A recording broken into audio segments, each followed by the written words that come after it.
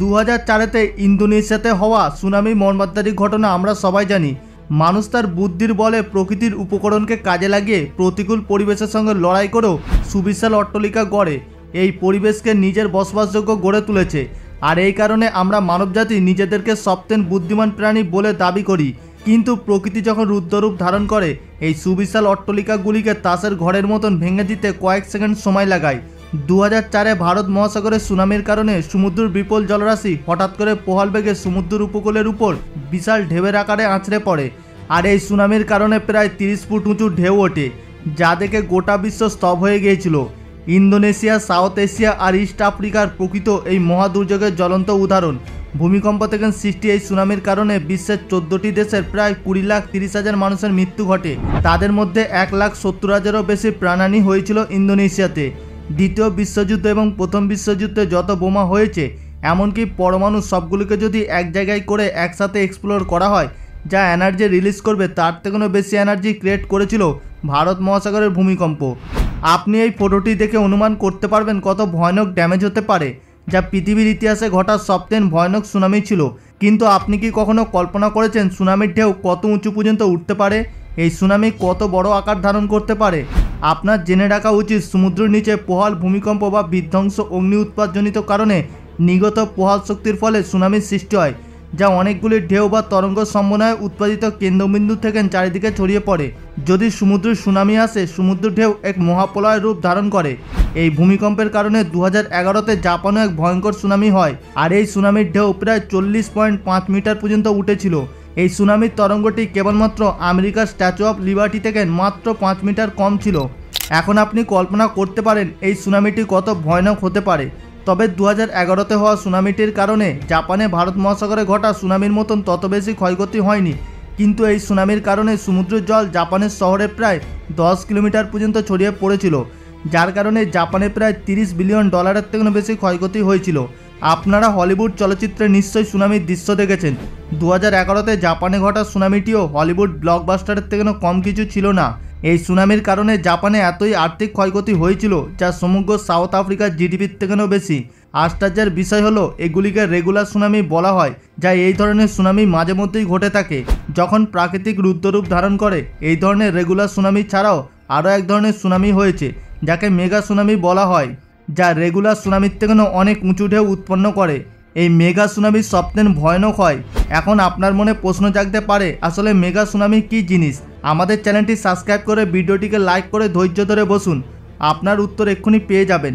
আজকের ভিডিওতে আপনাদের একটি অদ্ভুত ভয়ঙ্কর সুনামির সঙ্গে পরিচয় করাবো, যা বুর্জ খালিফাকেও ডুবিয়ে দিতে পারে, আর সুনামি থেকে বাঁচার উপায়ও বলবো। সর্বপ্রথম মেগা সুনামি দিয়ে শুরু করা যাক। মেগা সুনামির দৈর্ঘ্য রেগুলার সুনামির থেকেও কয়েক গুণ বেশি আর শক্তিশালী হয়ে থাকে। যেখানে সমুদ্রের নিচে প্রবল ভূমিকম্পের কারণে রেগুলার সুনামির সৃষ্টি হয়, অন্যদিকে সমুদ্রের কোনো বিশাল মেটেরিয়াল পড়ার কারণে মেগা সুনামির সৃষ্টি হয়। যেমন ভূমিধস বা বিশাল আকারের কোনো মহাজাগতিক বস্তু বা উল্কাপিণ্ড সমুদ্রের কক্ষে পতিত হলে মেগা সুনামির সৃষ্টি হতে পারে। মেগা সুনামি এতই পাওয়ারফুল হয় যা কয়েক সেকেন্ডের মধ্যে সুবিশাল মজবুত অট্টালিকাকে চূর্ণবিচূর্ণ করে দিতে পারে। আজ থেকে প্রায় 57 বছর পূর্বে 1963 সালে মেগা সুনামি দেখা গিয়েছিল। আর এই মেগা সুনামিটি ইটালির সরকারের গাফিলতির কারণে সৃষ্টি হয়েছিল। ইটালির শহর ভ্যানিস থেকে প্রায় 10 কিলোমিটার দূরে ইটালিয়ান সরকার আর কনস্ট্রাকশন কোম্পানি একটা বিশাল বাঁধ নির্মাণের কাজ করছিল। এই বাঁধটি ছিল সেই সময় সবচেয়ে উঁচু বাঁধ। এই বাঁধটি নির্মাণের সবচেয়ে বড় ভুল ছিল এর ওয়াটার রিজার্ভারকে এমন একটি পাহাড়ের নিচে নির্মাণ করা হয়, যা ছিল অনেক বেশি দুর্বল। এতই দুর্বল ছিল যে কোন মুহূর্তে ভেঙে পড়তে পারে। এই পর্বতে মাঝে মধ্যেই ধস নামতো। তারা ভালোভাবেই জানতো যে কোনো সময় আপম্বিক মহাদুর্ঘটনা ঘটতে পারে। এমনকি ড্যাম নির্মাণ কাজ চলাকালীন তারা কয়েকবার ছোটোখাটো ভূমিধসও দেখেছিল, যা ছিল মেগা সুনামির সংকেত। কিন্তু ইঞ্জিনিয়াররা ভেবে নিয়েছিল যদি ভূমিধস হয় তাহলে টেকনোলজির সাহায্যে তারা ম্যানেজ করে নেবে। 1957 সালে বাঁধ নির্মাণের কাজ সম্পূর্ণ হয়।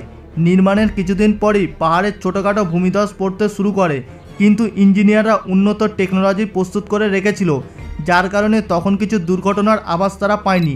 এই কারণে ইটালিয়ান গভর্নমেন্ট মনে করেছিল সব কিছুই নর্মাল ব্যাপার। কিন্তু এরপর যা ঘটেছিল তা কখনোই সেখানকার ইঞ্জিনিয়াররা আর সরকার কল্পনা করতে পারেনি। বাঁধের কাছাকাছি পাহাড়ের একটি বড় অংশ ধসে জলেতে পড়ে যায়। যদিও তারা ওয়াটার লেভেল কমিয়ে দিয়েছিল, কিন্তু যখনই পাহাড়ের একটি বিশাল বড় অংশ জলেতে ধসে পড়ে, এর ফলে একটি প্রকাণ্ড ঢেউয়ের সৃষ্টি হয়, যার উচ্চতা ছিল প্রায় 250 মিটার। আর এই উচ্চতাটাই ছিল পৃথিবীর সবচেয়ে উঁচু বিল্ডিং বুর্জ খালিফার 1/5 বিল্ডিংয়ের সমান। এই ঢেউয়ের উচ্চতাটাই ছিল সান ফ্রান্সিসকো টার্নস আমেরিকা বিল্ডিংয়ের সমান। এবারে কল্পনা করে দেখুন এই ঢেউটি কত উচ্চতা পর্যন্ত উঠেছিল। এই পাহাড়ের অংশটি ছিল এতই বড় যার কারণে 80 মিটার চওড়া আর 200 মিটার গভীর পর্যন্ত গর্ত করে দেয়। এবারে অনুমান করুন যে পাহাড়ে 200 মিটার গর্ত সৃষ্টি করতে পারে, তার থেকে উৎপন্ন হওয়া সুনামির ঢেউ কত ভয়ঙ্কর হতে পারে। পাহাড়ি এলাকার জনগণ কিছু বোঝার পূর্বে মেগা সুনামির ঢেউ বাঁধের উপর দিয়ে ফ্লো হয়ে কয়েক সেকেন্ডের মধ্যে পুরো গ্রামবাসীকে ভাসিয়ে দেয়। ওই রাতেই কয়েক হাজার মানুষের প্রাণনাশ হয়ে যায়। আপনার যদি মনে হয় এটাই ছিল সবচেয়ে উচ্চতা বিশিষ্ট সুনামি, তাহলে আপনার ধারণা ভুল। 1958 সালে আলাস্কায় অবস্থিত লেটুয়া সাগরে একটি ভয়ঙ্কর সুনামি এসেছিল, যা সবচেয়ে বড় মেগা সুনামি নামে পরিচিত। আর এই মেগা সুনামিটি সৃষ্টি হওয়ার প্রধান কারণ হলো ভূমিকম্প। এই ভূমিকম্পের কারণে পাহাড় পর্বতের অনেক অংশ জলের মধ্যে পড়ে যায়। ফলস্বরূপ 1722 ফুট উচ্চতা বিশিষ্ট তরঙ্গের সৃষ্টি হয়, যা বুর্জ খলিফার থেকে মাত্র 1000 ফুট কম। এই ভয়ঙ্কর মহাসুনামির কারণে আলাস্কায় কয়েক লাখ গাছপালা প্রাণী নষ্ট হয়ে যায়, বন্য সম্পদ পুরো ধ্বংস হয়ে যায়। কিন্তু যদি ভাবেন আলাস্কা মেগা সুনামি পৃথিবীর সবচেয়ে বড় মেগা সুনামি ছিল, তাহলে আপনার ধারণা ভুল, কারণ এর পূর্ব প্রাচীন যুগেও সুনামি এসেছিল।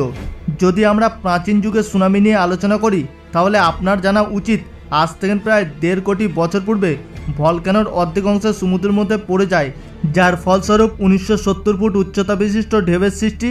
আর এই ঢেউয়ের আশেপাশে সমস্ত অঞ্চলকে জলের নিচে চাপা ফেলে দেয়। এখন প্রশ্ন হলো, এটাই কি পৃথিবীর সবচেয়ে বড় সুনামি ছিল? আমার তো মনে হয় না। আপনার কি মনে হয়? কমেন্ট করে জানাবেন। কিছু এক্সপার্টরা দাবি করেন পৃথিবীর বুকে আসতেন প্রায় 600 কোটি বছর পূর্ব মেগা সুনামি ঘটেছিল। তাদের মতে এটা ঘটার পিছনে প্রধান কারণ ছিল অ্যাস্টেরয়েড। এই অ্যাস্টেরয়েডের কারণে ডাইনোসরের বিলুপ্তি ঘটেছিল। এই অ্যাস্টেরয়েডের কারণে উৎপন্ন হওয়া ঢেউয়ের হাইট ছিল প্রায় 5টি বুর্জ খলিফার সমান। এই সুনামির কিছু ক্লুও পাওয়া যায় মোলাকাল আইল্যান্ডের কাছাকাছি। এখন প্রশ্ন হলো, সুনামি থেকে কিভাবে বাঁচা যায়? আসলে সুনামিকে কন্ট্রোল করার মতন এমন কোনো টেকনোলজি এখনও আবিষ্কার হয়নি, আর ভবিষ্যতেও আবিষ্কার হবে না।